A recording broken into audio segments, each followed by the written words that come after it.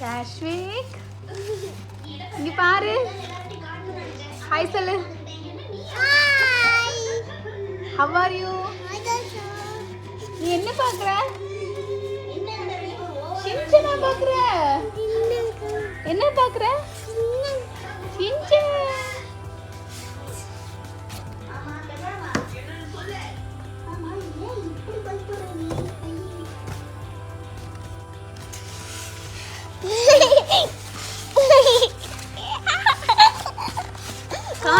காரங்க அது என்ன கலர்?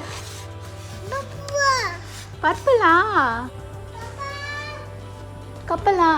ஹலோ ஃப்ரெண்ட்ஸ், இன்றைக்கி இந்த வீடியோவில் வந்து ரசம் எப்படி பண்ணலாம் அப்படின்னு சொல்லிட்டு பார்க்கலாம். இங்கேயும் வந்து ஃபுல் கர்ஃப்யூ தான் போயிட்டுருக்குது. நம்ம ஊரில் கர்ஃப்யூ இருக்க மாதிரி ஃபுல் டைமும் கர்ஃப்யூ தான். ஸோ ரசம் பண்ணுறதுக்கு நான் வந்து ஒரு பிக் சைஸ் டொமேட்டோ எடுத்துருக்கிறேன். நீங்கள் வந்து கொஞ்சம் மீடியம் சைஸ்னால் 2 எடுத்துக்கோங்க. பெப்பர் வந்து 1 டேபிள் ஸ்பூன் எடுத்துக்கிறேன். ஜீரகம் 3/4 ஸ்பூன், பூண்டு 10 பீஸ், பெருங்காயம் ஒரு சின்ன பீஸ் எடுத்துக்கோங்க. காரத்துக்கு ஏற்ற மாதிரி மிளகா ஆட் பண்ணிக்கோங்க. நான் வர மிளகா 1 தான் எடுத்துருக்கிறேன்.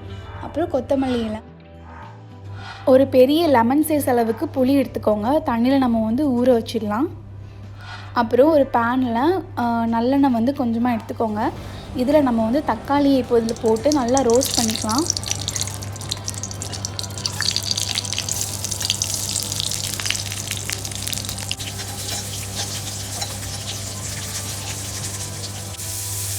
ஸ்பூனை வச்சு இந்த மாதிரி குத்தி பார்த்திங்கன்னா உங்களுக்கு தெரியும் நல்லா குக்காக இருக்குது.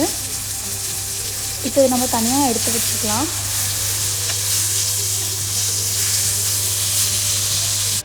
நெக்ஸ்ட்டு ஸ்பைசஸ் எல்லாமே நம்ம வந்து அரைச்சி எடுத்துக்கலாம்.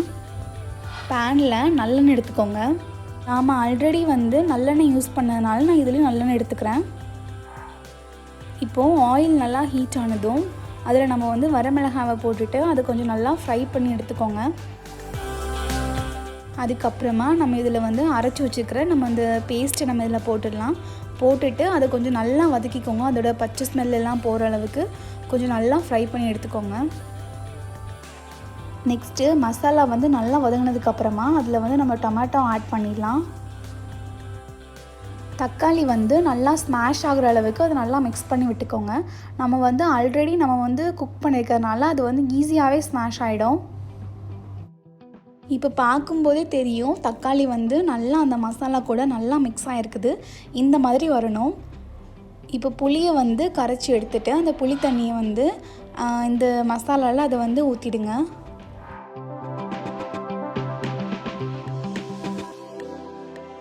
தண்ணி வந்து ஆட் பண்ணணும். தண்ணி வந்து நீங்கள் வந்து தேவைக்கேற்ற மாதிரி ஆட் பண்ணிக்கோங்க. நான் வந்து ஒரு 1.5 கப் தண்ணி வந்து ஆட் பண்ணேன்.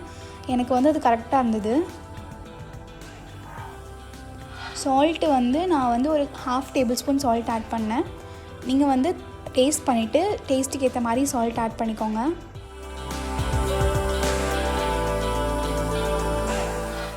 இப்போ நான் வந்து கொரியாண்டர் பவுடர் ஒரு 1/2 டேபிள் ஸ்பூன் ஆட் பண்ணுறேன். அப்புறம் சில்லி பவுடர் வந்து ஒரு 1/4 டேபிள் ஸ்பூன் ஆட் பண்ணுறேன்.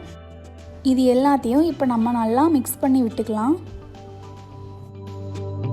ரசம் வந்து எப்போவுமே ரொம்ப கொதிக்கக்கூடாது. இந்த மாதிரி ஒரு கொதி வரும்போது அதை வந்து நம்ம ஆஃப் பண்ணிடணும். ஒரு கை அளவுக்கு கொத்தமல்லி இலை போடுங்க, அப்போ தான் நல்லாயிருக்கும். இப்போ கொத்தமல்லி இலை போட்டுட்டு நம்ம வந்து ரசத்தை வந்து ஆஃப் பண்ணிடலாம். இப்போ ரொம்ப டேஸ்டியான ரசம் வந்து ரெடி ஆகிடுச்சு. ஆக்சுவலாக ரசம் பண்ணுறது ரொம்ப ஈஸி, பட் அது வந்து டேஸ்ட்டாக பண்ணுறோமா அப்படிங்கிறதா அதில் வந்து ஒரு பெரிய விஷயமே இருக்குது. ஸோ கண்டிப்பாக இந்த மாதிரியும் மெத்தடில் நீங்கள் வந்து ட்ரை பண்ணி பாருங்கள்.